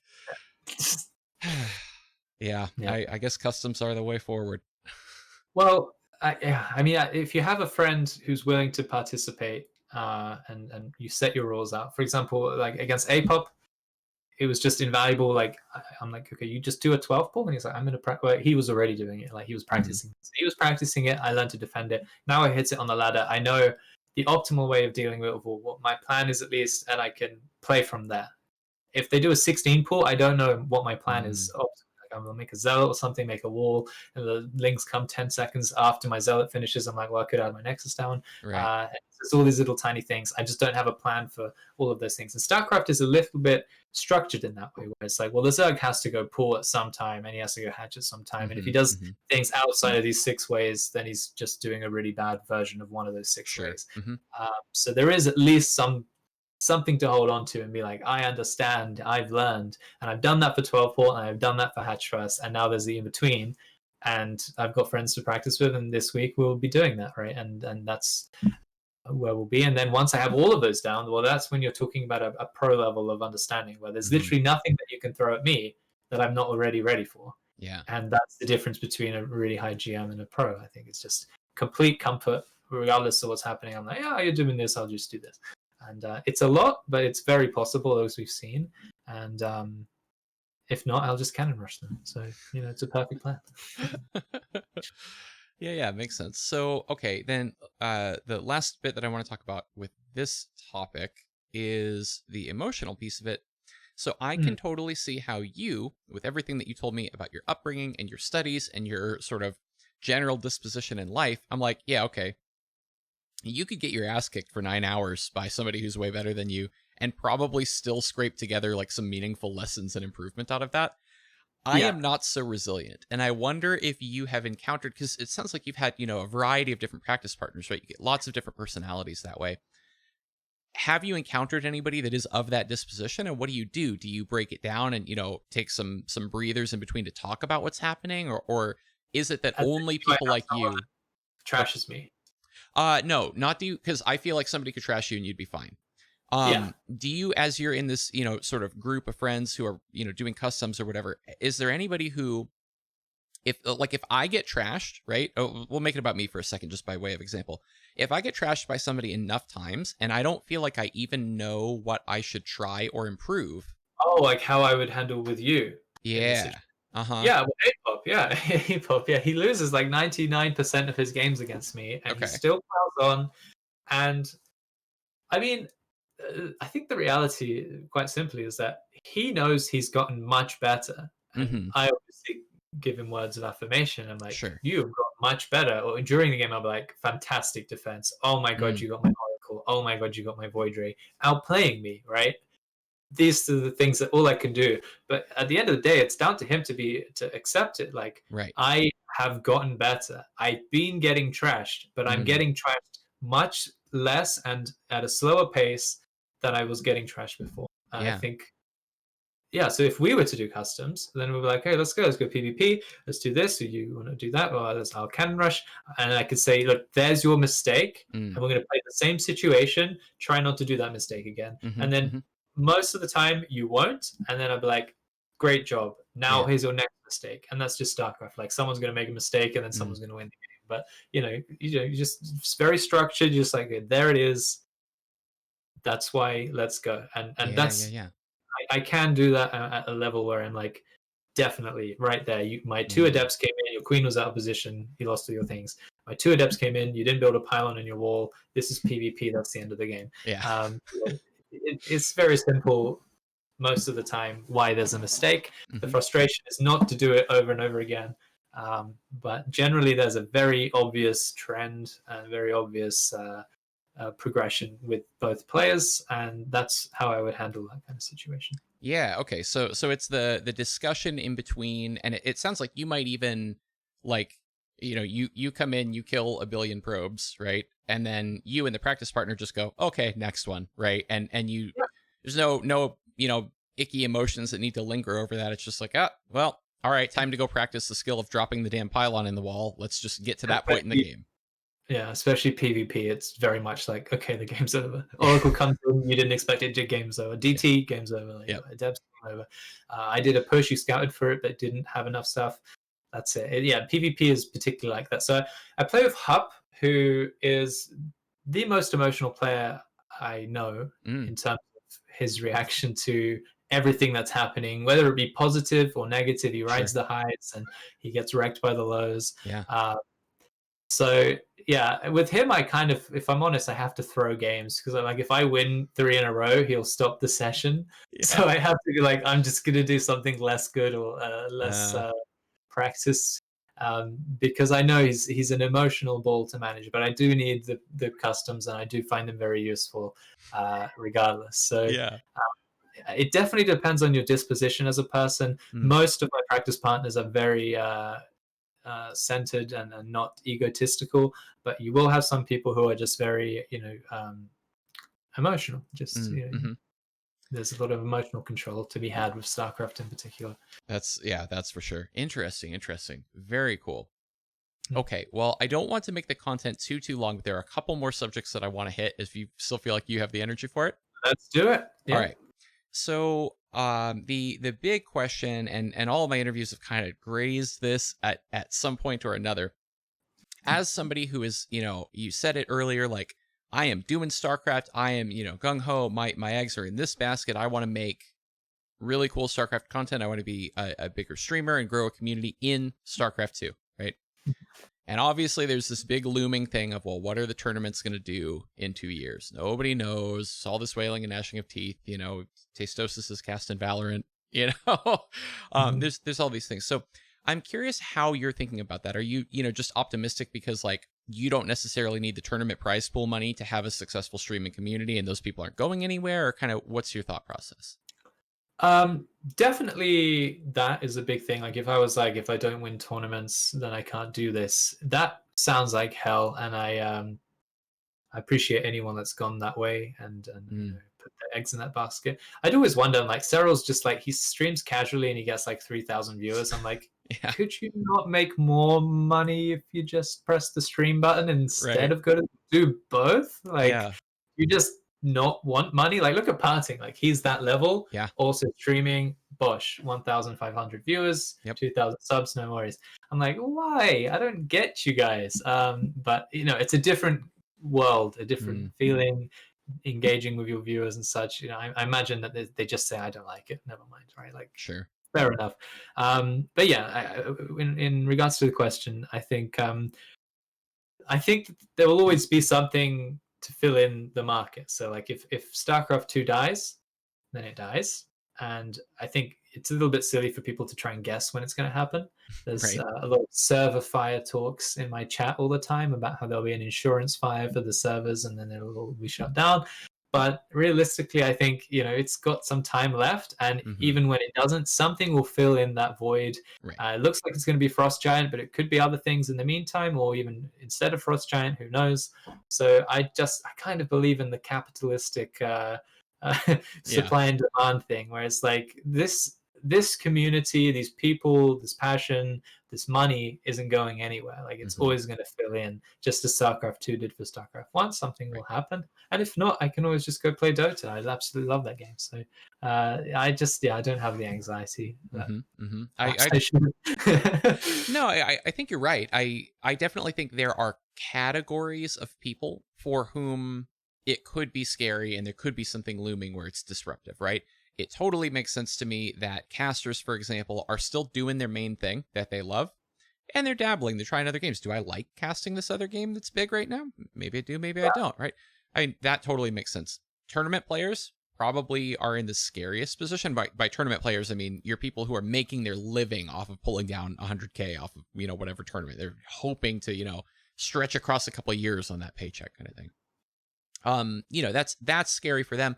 But also, as you say, like, you know, the skill set does translate. Like, you're not going to go be a god gamer at Dota, but you're not going to be trashed here either. You know, you have a baseline set of mechanics. You probably have most of them. Yeah.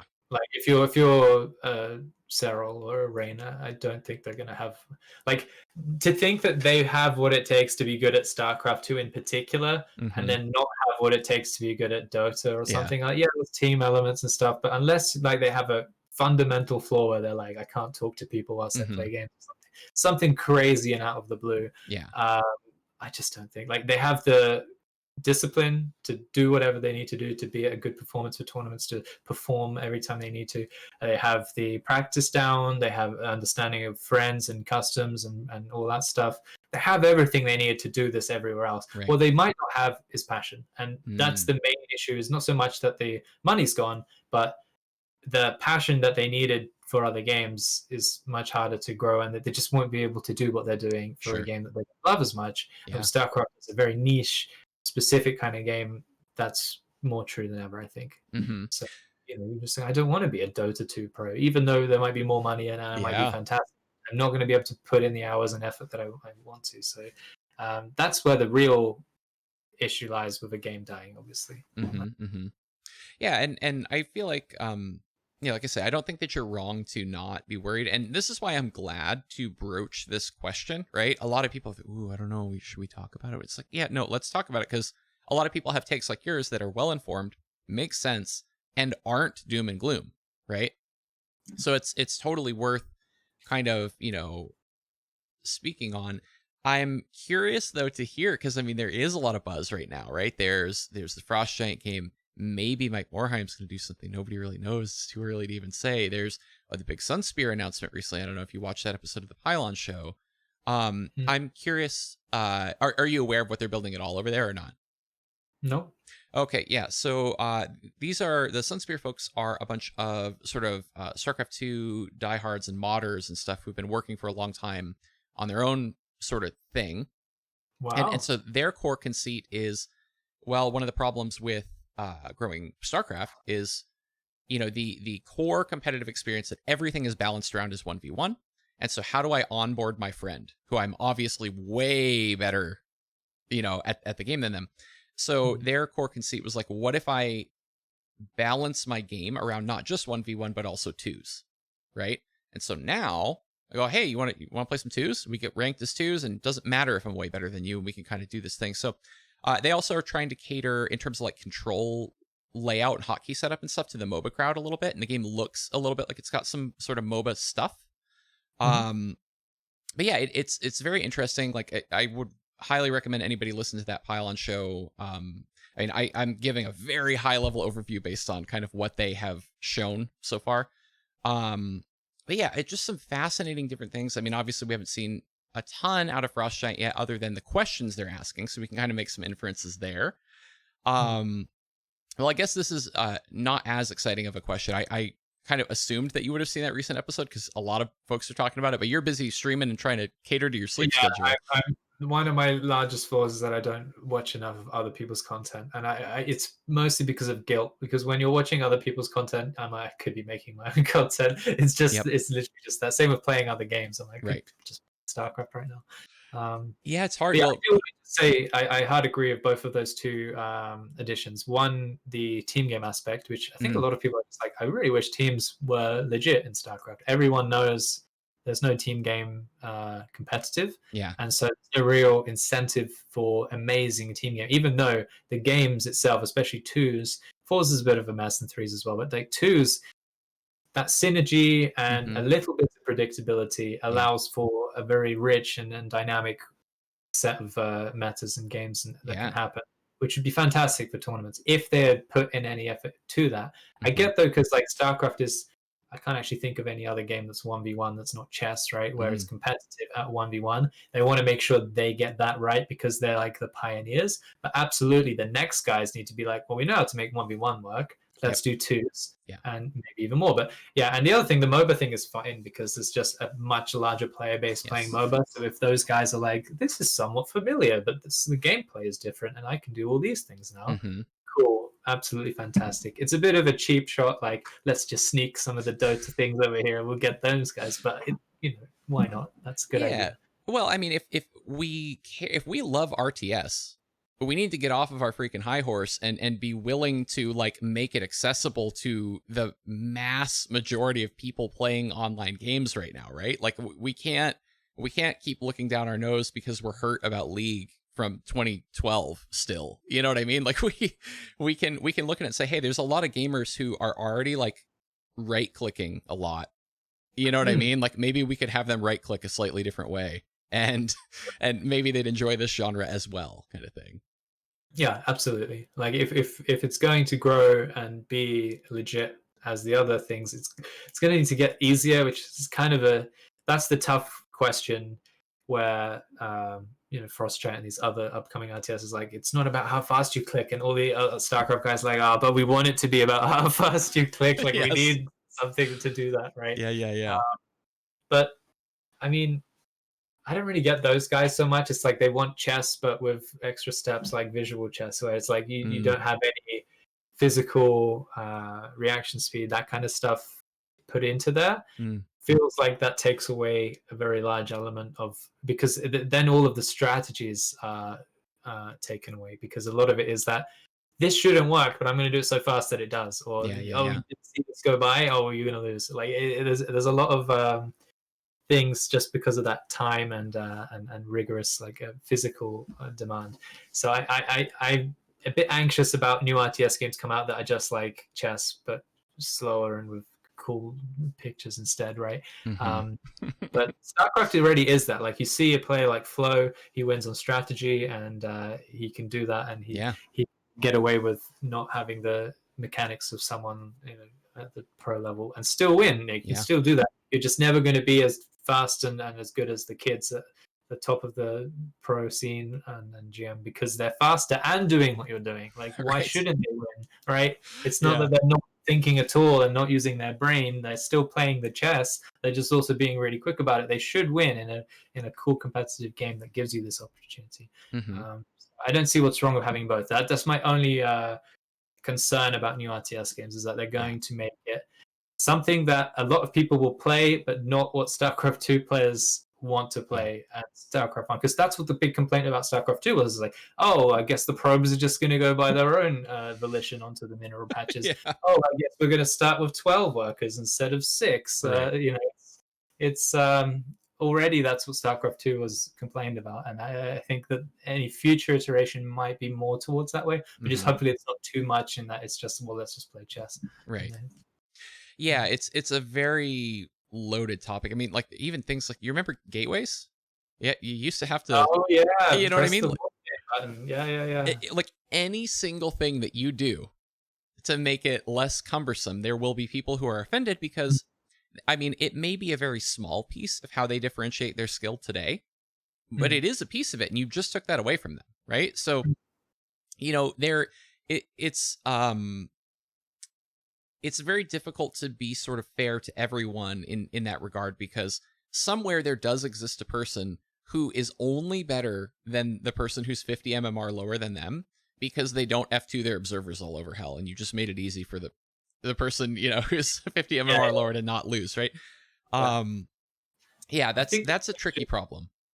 the question is, like, when you make a change, you're making it easier for the players, usually both or at least one, but has making it easier given them an opportunity to shine elsewhere, Right. or is there literally just a dead space there now where it's like nothing happens? You could have been not F2ing your observer, but instead you are, like, where is the next stage? So like if you have your warp gates going by themselves, well, that gives you an opportunity to look at the minimap, Hmm. or to split your army up, or put one zealot out to scout on the minimap, and you're still given the opportunity to shine. Your race is now stronger because you're able to have one zealot out on the map where normally you'd be making a gateway into a warp gate, Hmm. and the balance has been changed, but your skill level hasn't changed. You're still Right. able to do stuff and fill in that little gap where you would otherwise be doing something else.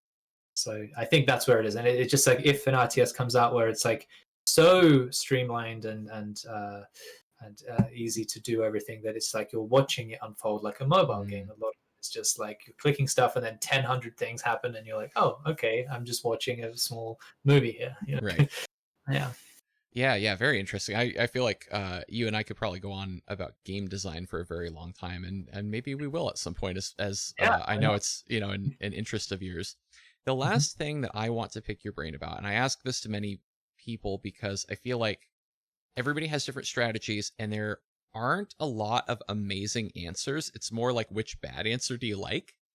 So you're a guy who has many interests, right?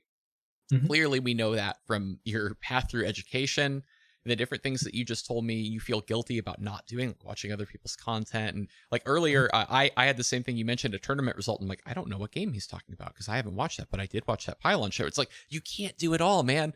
So how do you think about sort of splitting up your time? I mean, clearly you think a lot about this because you're trying to hack your sleep to get more hours in the day, kind of thing. What's your Yeah. approach? Yeah, you're right. That is a tough one, and it's hard to make a right answer. Definitely hacking my sleep. Um, I, I I try not to waste time. So like if I'm doing anything that would be classed as recreational or fun or relaxing, I'm Hmm. usually doing it with other people. So I'm like, Mm, this is bonding time. This yeah, is connections and human stuff, rather than just like me sat alone watching TV. And I'm like, that there is something that I'd be like, no, you have to go and do mm, something that's less fun or less relaxing, or go find a human and bother them into spending time with you. But you're not going hmm, to sit there and do that. So that's one of the main ways I'm streamlining my day.